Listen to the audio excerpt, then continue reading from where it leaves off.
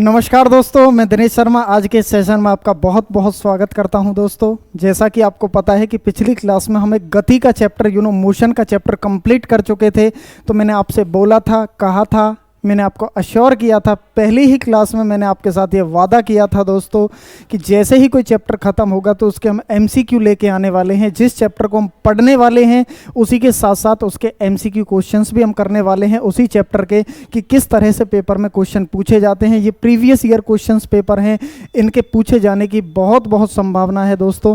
तो उन्हीं एमसीक्यू के बारे में हम आज की क्लास में चर्चा करने वाले हैं। तो आज ये मोशन चैप्टर के आपने जो किया है तो उसी के एमसीक्यू रहने वाले हैं। अगर आपने चैप्टर ईमानदारी लगन के साथ पढ़ा है तो मुझे उम्मीद है कि साथ के साथ आप क्वेश्चन के आंसर भी देते चलेंगे कमेंट सेक्शन में, या आप मन ही मन में, आप, क्योंकि मैं तो आपको देख नहीं सकता ना वहाँ घर पे आगे, तो आप मुझे बताइएगा कमेंट सेक्शन से ही मैं आपको पहचान सकता हूँ, है ना। तो प्यारे बच्चों, सबसे पहला क्वेश्चन ये रहा आपकी स्क्रीन के सामने। किसी लिफ्ट में बैठे हुए व्यक्ति को अपना भार कब अधिक मालूम पड़ता है? प्यारे बच्चों, ये ग्रेविटेशन चैप्टर से भी इसमें इंक्लूड कर दिया है। प्यारे बच्चों, ग्रेविटेशन चैप्टर से भी वहाँ पे इंक्लूड कर दिया है। तो जब लिफ्ट ऊपर की तरफ जा रही होती है त्वरित गति से तो भार बढ़ा हुआ प्रतीत होता है, जब नीचे की तरफ तो घटा हुआ, जब एक समान चाल से चल रही है तो सेम प्रतीत होता है। सो इट मीन्स इसका जो राइट आंसर रहने वाला है प्यारे बच्चों, वो बताइए कौन सा रहने वाला है? ए, बी, सी एंड डी। बताइए प्यारे बच्चों, इसका जो सही जवाब रहने वाला है, भार कब अधिक मालूम पड़ता है? तो अधिक कब? जब ऊपर की तरफ जा रही होती है, धमक सी लगती है नीचे की तरफ। दूसरा क्वेश्चन प्यारे बच्चों ये रहा, रॉकेट की गति किस सिद्धांत पर कार्य करती है? प्यारे बच्चों, ऊर्जा संरक्षण, बर्नौलीज थ्योरम पर, एवागैड्रो परिकल्पना, एवागैड्रोज के सिद्धांत पर, या संवेग के संरक्षण के सिद्धांत पर कार्य करती है? प्यारे बच्चों बताइए। यू कंजर्वेशन ऑफ मोमेंटम कहते हैं। तो जो रॉकेट की गति है वो न्यूटन्स के थर्ड लॉ ऑफ मोशन पे कार्य करता है, एक्शन का रिएक्शन होता है। तो प्यारे बच्चों, ये संवेग का संरक्षण कहलाता है। तो जो रॉकेट का चलना होता है वो संवेग के संरक्षण के सिद्धांत पर कार्य करता है प्यारे बच्चों, कंजर्वेशन ऑफ मोमेंटम। प्यारे बच्चों, ये रहा अगला क्वेश्चन आपकी स्क्रीन के सामने। चलती हुई बस जब अचानक ब्रेक लगती हैं तो उसमें बैठे यात्री आगे की दिशा में गिरते हैं, ये किसके द्वारा समझाया जाता है? आपको पता है प्यारे बच्चों, जब अचानक ब्रेक लगती है तो आगे की तरफ, और जब अचानक चलती है तो हम पीछे की तरफ झुकते हैं। तो ये सब पहले नियम के कारण होता है, न्यूटन का पहला नियम।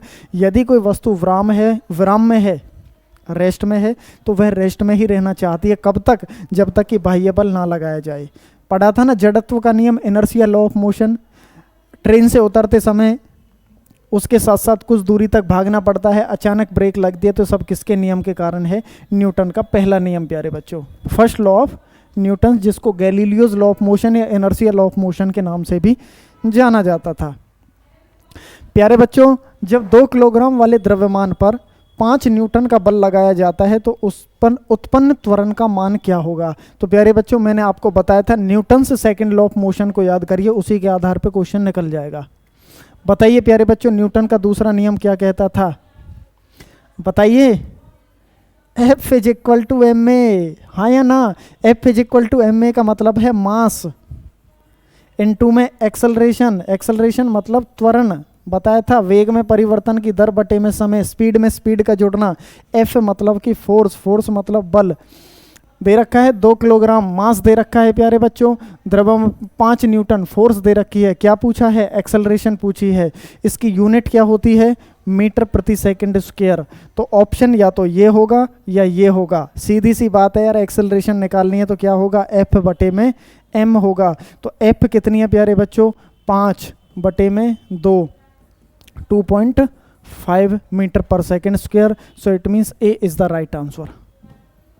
क्लियर है प्यारे बच्चों? अगला क्वेश्चन ये रहा आपकी स्क्रीन के सामने प्यारे बच्चों। अश्व मतलब कि घोड़ा यदि एकाएक अचानक चलना प्रारंभ कर दे तो अश्वारोही के गिरने की आशंका का कारण क्या होता है? मतलब घोड़े पर जब आप बैठे हैं तो जब वो अचानक चल देता है तो गिरने की संभावना होती है। अचानक चलेगा तो पीछे की तरफ गिरेगा कि आगे की तरफ? पीछे की तरफ। इतनी बात तो सही है कि ये न्यूटन का पहला नियम है, जड़त्व का नियम है। अब आप बताइए कि ये जड़त्व आघूर्ण है, विश्राम जड़त्व है, द्रव्यमान का संरक्षण है, गति का तीसरा नियम।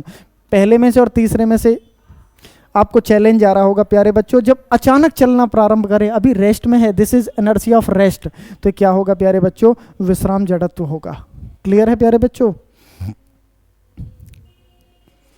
जब एक पत्थर को चांद की सतह से पृथ्वी पर लाया जाता है प्यारे बच्चों, तो इसका द्रव्यमान क्या हो जाएगा, बदल जाएगा, इसका भार बदल जाएगा, परंतु द्रव्यमान नहीं, भार और द्रव्यमान दोनों बदल जाएंगे, ना द्रव्यमान और न ही भार बदलेंगे। बताइए प्यारे बच्चों, बहुत अच्छा क्वेश्चन है प्यारे बच्चों। चांद की सतह से पृथ्वी पर लाया जाता है तो द्रव्यमान तो कभी भी चेंज होता ही नहीं है प्यारे बच्चों, मास कभी भी चेंज नहीं होता है, लेकिन भार में बदलाव आता है। भार चंद्रमा पे कैसा होता है, कम पृथ्वी की अपेक्षा, तो पृथ्वी पर कैसा हो जाएगा, ज़्यादा हो जाएगा। पृथ्वी पे कैसा हो जाएगा, इसका भार बदल जाएगा प्यारे बच्चों, यही आंसर होगा, इसका भार बदल जाएगा लेकिन द्रव्यमान नहीं बदलेगा और ज़्यादा हो जाएगा, अगर क्वेश्चन थोड़ा सा मोड भी चेंज करके दे दे। दूध से क्रीम निकालने में कौन सा बल लगता है प्यारे बच्चों? जब हम दूध से क्रीम निकालते हैं, जो क्रीम सेपरेटर मशीन होती है, आपके घर में रही होगी, जिससे जब दूध चलाते हैं छाछ निकालते हैं, है ना, छाय बोलते हैं, कहीं छाछ बोलते हैं, तो दूध से क्रीम निकालने के लिए कौन सा बल लगता है? अपकेंद्रीय बल, अभिकेंद्रीय बल, उपकेंद्रीय बल या बाह्य बल प्यारे बच्चों। इसको इंग्लिश में बोला जाता है प्यारे बच्चों, अपकेंद्रीय और अभिकेंद्रीय को सेंट्रीपिटल और सेंट्रीफ्यूगल फोर्स प्यारे बच्चों। क्या प्यारे बच्चों? Centrifugal and centripetal force. तो इसका जो सही जवाब होने वाला है प्यारे बच्चों, बताइए फटाफट, इसका जो सही जवाब होने वाला है प्यारे बच्चों, वो अपकेंद्रीय बल। यही मैं आपसे पूछता हूँ कि जो कपड़े सुखाने वाली मशीन होती है, वॉशिंग मशीन किस सिद्धांत पे कार्य करती है, तो वो किस पे? अपकेंद्रीय बल। पूछता हूँ जो घड़ी की सुई होती हैं, बताइए प्यारे बच्चों, वो अभिकेंद्रीय। मौत का कुआं अभिकेंद्रीय बल पर कार्य करता है। जो सड़कों के मोड़ होते हैं प्यारे बच्चों, वो किस पर करते हैं? अभिकेंद्रीय बल पर कार्य करते हैं। सही है? जो अंदर की तरफ होता क्या है अपकेंद्रीय बल, यदि कोई वस्तु सर्कुलर पाथ में मूव कर रही होती है, घूम रही होती है, तो उसके केंद्र की तरफ एक बल कार्य करता है, तो उसे बोला जाता है अभिकेंद्रीय बल। और जब सेंटर से बाहर की तरफ एक बल कार्य करता है, तो उसे क्या बोला जाता है? अपकेंद्रीय बल कहते हैं प्यारे बच्चों। देखा होगा बीच में से साइड में छलका देती है दूध, सो है ना, साइड में कपड़े चिपके हुए मिलते हैं, जब वो रुकती है मशीन तो बाहर की तरफ फेंकती है। किसी वस्तु का वृत्तात्मक पथ ज्ञात करने के लिए प्रयुक्त बल कौन सा होता है? वृत्तात्मक मतलब कि गोल बल याद करने के लिए इसमें आंसर जो आने वाला है प्यारे बच्चों, अपकेंद्रीय बल, अभिकेंद्रीय बल, कृत्रिम बल, उपरोक्त में से कोई नहीं। प्यारे बच्चों, इसका जो सही जवाब रहने वाला है वो ए इज द राइट आंसर, अपकेंद्रीय बल रहने वाला है। 1 किलोग्राम राशि का वजन क्या है प्यारे बच्चों? बताइए प्यारे बच्चों, 1 किलोग्राम राशि का जो वजन रहने वाला है वो क्या रहने वाला है? 1 न्यूटन, 9.8 न्यूटन, या 10 न्यूटन, या 9 न्यूटन? प्यारे बच्चों, इसका सही जवाब बताइए। देखो, वेट क्या होता है प्यारे बच्चों, आपने पढ़ा था W is equal to mg। क्या होता है my dear? W is equal to mg। तो प्यारे बच्चों, वेट दो चीज़ों से मिलके बनता है मास। मास की यूनिट किलोग्राम, जी मतलब होती है ग्रेविटी। मास कितना दे रखा है प्यारे बच्चों? 1 किलोग्राम दे रखा है। तो सीधी सी बात है, W इज इक्वल टू 1 और G की वैल्यू कितनी है? 9.8। तो इसका जो वजन रहने वाला है प्यारे बच्चों, वो कितना रहने वाला है? 9.8 न्यूटन रहने वाला है। क्लियर है ना प्यारे बच्चों? पृथ्वी की सतह पर किसी वस्तु का भार 29.4 न्यूटन है, तो उसका द्रव्यमान कितना होगा प्यारे बच्चों? बहुत अच्छा क्वेश्चन है प्यारे बच्चों, बहुत ही शानदार क्वेश्चन है प्यारे बच्चों। बताइए इसका सही जवाब बताइए प्यारे बच्चों। द्रव्यमान पूछा है, भार दे रखा है, द्रव्यमान पूछा है, अभी ये क्वेश्चन किया है, फटाफट इसका मुझे सही जवाब बताइए प्यारे बच्चों। कौन बच्चा बताएगा कमेंट सेक्शन में कमेंट कर दीजिएगा, साथ के साथ मैं बता देता हूँ। बताइए प्यारे बच्चों, देखो W is equal to mg, W is equal to mg। अब आपको दे रखा है कि ये पृथ्वी की सतह पर किसी वस्तु का भार कितना है? 29.4। कितना है? बराबर मास पूछा है प्यारे बच्चों, और g का मान कितना होता है? 9.8। हाँ या ना? अब आपको पता है प्यारे बच्चों, तो m क्या हो जाएगा? 29.4 बटे में 9.8। तो कितने पे जाएगा प्यारे बच्चों? समथिंग कितने पे जाएगा बताइए, ऑप्शन देख के बताइए कितने पे जाएगा? 3 किलो, तो कितने पे, 3 पे ही जाएगा ना। देख लो, कर लो ना यार मैथ्स में थोड़ा सा। 8 तिया 24, 2 9 तिया 27 और 2 29, तो 29.4 होगा प्यारे बच्चों। क्लियर है ना। सीधे सीधे फॉर्मूले बेस्ड क्वेश्चन पूछेगा प्यारे बच्चों। अगर आपका कंसेप्ट क्लियर है, लॉजिक क्लियर किया है आपने, एप्लीकेशन बेस्ड पढ़ा है, जैसे ये वीडियो चल रही है, तो मैं गारंटी के साथ कहता हूँ प्यारे बच्चों, मैं आपको अश्योर करता हूँ कि आपका कोई डाउट आने वाला नहीं है। लेकिन बशर्त आपको पूरी वीडियो शिद्दत के साथ, लगन, ईमानदारी और मेहनत के साथ देखनी होंगी। बात समझ आ रही है। हाँ, जब कोई स्थिर बल किसी वस्तु पर लगाया जाता है तो मुक्त अवस्था में गतिमान रहती है, तो वस्तु में समरूप लगती है। जब कोई स्थिर बल किसी वस्तु पर लगाया जाता है तो मुक्त अवस्था, फ्रीली अवस्था में गतिमान रहती है। अरे सीधा सा आंसर है यार इसका। तो बताइए प्यारे बच्चों, यदि कोई स्थिर बल किसी वस्तु पर लगाया जाता है तो मुक्त अवस्था में जो गतिमान रहती है वो क्या होता है प्यारे बच्चों, एक्सेलरेशन होती है। स्थितिज तो रुकी हुई, गतिज गतिज रही है, वेग वेग ही दौड़ना, तो जो त्वरण होता है वो क्या रहता है, वो बराबर लगता है, समरूप लगता है, मतलब ये है। बताइए प्यारे बच्चों, बहुत अच्छा क्वेश्चन है, आपकी स्क्रीन के सामने है। साइकिल चलाने वाला मोड़ लेते समय क्यों झुकता है? आपने देखा होगा जब आप बाइक चलाते होंगे, साइकिल चलाते होंगे, तो जब ऐसे मोड़ आता होगा तो ऐसे झुकते होंगे, हाँ या ना। क्यों झुकते हैं बताइए? साइकिल और आदमी की गति समान होनी चाहिए, वरना साइकिल फिसल जाएगी। वह झुकता है ताकि गुरुत्व केंद्र आधार के अंदर बना रहे, वह उसे गिरने से बचाएगा। वह झुकता है ताकि वक्र मार्ग पर चलने के लिए पहियों का दबाव डाला जा सके। वह झुकता है ताकि वक्र को और तेजी से पार कर सके। तो प्यारे बच्चों, इसका जो सही जवाब होना चाहिए प्यारे बच्चों, वो क्या होना चाहिए बताइए फटाफट।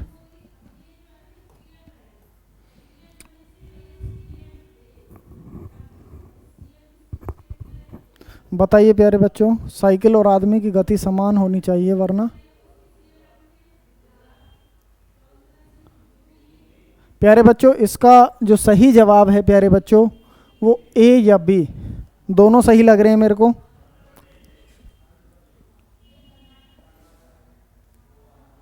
प्यारे बच्चों, इसके सही जवाब मुझे दोनों लग रहे हैं, लेकिन अब दोनों में प्रायोरिटी मांगेगा तो हम फर्स्ट को प्रायोरिटी दे देंगे, है ना। प्यारे बच्चों, इस क्वेश्चन को ना थोड़ा सा आप संभल के करिएगा। इस क्वेश्चन में मुझे दोनों आंसर सही लग रहे हैं, इस क्वेश्चन को हम स्किप कर देते हैं अभी के लिए। मैं इसको अगली क्लास में बताने वाला हूं, क्योंकि दोनों आंसर सही लग रहे हैं, ये भी और ये भी, ये तो हो ही नहीं सकते। ठीक है, इसमें यही रहेगा सही, A is the right answer अभी, ठीक है ना। एक लिफ्ट में किसी व्यक्ति का प्रत्यक्ष भार, है ना, एक आध क्वेश्चन पे टेंशन मत लिया करो, अगली क्लास में बता दूंगा, है ना। एक लिफ्ट में किसी व्यक्ति का प्रत्यक्ष भार वास्तविक भार से कम होता है जब लिफ्ट ऊपर की तरफ जा रही होती है। बताइए प्यारे बच्चों, त्वरण के साथ ऊपर, नीचे, या समान गति के साथ समान गति, ये तो हो ही नहीं सकता प्यारे बच्चों, क्योंकि वेट कम या ज़्यादा कब लगता है, जब त्वरण के साथ चलती है। त्वरण के साथ ऊपर जाती है तो वास्तविक भार से ज़्यादा प्रतीत होता है, जब नीचे आती है, so it means B is the right answer प्यारे बच्चों। अगला क्वेश्चन ये रहा प्यारे बच्चों, आपकी स्क्रीन के सामने देखिए। ग्रहों की गति को सबसे पहले किसने प्रतिपादित किया, किसने ग्रहों की गति को, बताइए प्यारे बच्चों। केपलर, क्या है इसका, B is the right answer. जड़त्व आघूर्ण व कोणीय त्वरण, moment of inertia and angular acceleration, moment of inertia and angular acceleration के बीच जो गुणनफल होता है, जो इसका मल्टीपल होता है प्यारे बच्चों, वो क्या होता है, टॉर्क होता है। सीधी सी बात है, तो फॉर्मूला बताया था टॉर्क। टॉर्क मतलब जिस तरह से फोर्स लगाई जाती है किसी भी चीज़ को आगे या पीछे खींचने के लिए, ऐसे ही किसी वस्तु को घुमाने के लिए क्या लगाया जाता है, टॉर्क लगाया जाता है प्यारे बच्चों। बताया था मैंने, वीडियो को देख लीजिएगा, अच्छे से बताया है। अगला क्वेश्चन प्यारे बच्चों ये रहा आपकी स्क्रीन के सामने, किसी मनुष्य का भार पृथ्वी पर 600 न्यूटन है, तब चंद्रमा पर उसका भार कितना हो जाएगा। प्यारे बच्चों बताया था 1/6 जिक्र किया था, वैसे ग्रेविटेशन का चैप्टर है, लेकिन साथ के साथ मोशन चैप्टर में भी आ गया है। तो बताइए 1/6 होता है तो 600 बटे में 6 हो जाएगा, तो कितना आ जाएगा, 100 Newton. D is the right answer. किसी पिंड के उस गुणधर्म को क्या कहते हैं प्यारे बच्चों, जिससे वह सीधी रेखा में विराम या एक समान गति की स्थिति में किसी भी परिवर्तन का विरोध करती है प्यारे बच्चों। तो क्या होती है, जड़त्व होती है, inertial law of motion, first law of motion. यदि कोई वस्तु रेस्ट में तो रेस्ट में रहना चाहती है, मोशन में तो मोशन में रहना चाहती है। तो जड़त्व का नियम B is the right answer प्यारे बच्चों। एक अंतरिक्ष यात्री पृथ्वी तल की तुलना में चंद्र तल पर अधिक ऊंची छलांग लगा सकता है, क्यों? बताइए प्यारे बच्चों। चंद्रमा पर भारहीनता होती है, चंद्रमा पर वातावरण नहीं होता है, या गुरुत्वाकर्षण बल का मान पृथ्वी से कम होता है, या चंद्रमा पृथ्वी से छोटा है। तो प्यारे बच्चों A, B, C and D. So it means प्यारे बच्चों इसका आंसर हम देख लेते हैं प्यारे बच्चों। इसका जो सही जवाब रहने वाला है वो सी इज द राइट आंसर। गुरुत्वाकर्षण बल पृथ्वी से कैसा होता है, कम होता है, 1/6 होता है चंद्रमा पे, और उसी से फिर भार बनता है W = mg, तो वेट भी कम प्रतीत होता है।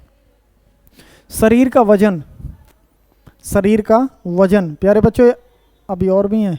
शरीर का वजन पृथ्वी की सतह पर सभी जगह पर एक समान होता है, ध्रुवों पर अधिकतम होता है, विषुवत रेखा पर अधिकतम, मैदान की रेखा पर। अरे बताइए यार, जी का मान प्यारे बच्चों ये पढ़ाया भी था मैंने, जी का मान आपको बताया है, इस चैप्टर में तो नहीं बताया, ये पेपर में इसमें कैसे आ गए यार इस चैप्टर के, ये ग्रेविटेशन चैप्टर के हैं प्यारे बच्चों, ये क्वेश्चन 1-2 इसमें कोई बात नहीं, इनको भी समझ लो।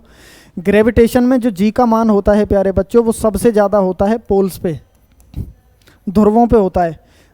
तो कहाँ होता है, ध्रुवों पे, और जितना ज़्यादा जी का मान रहेगा उतना ज़्यादा वेट रहेगा। क्यों?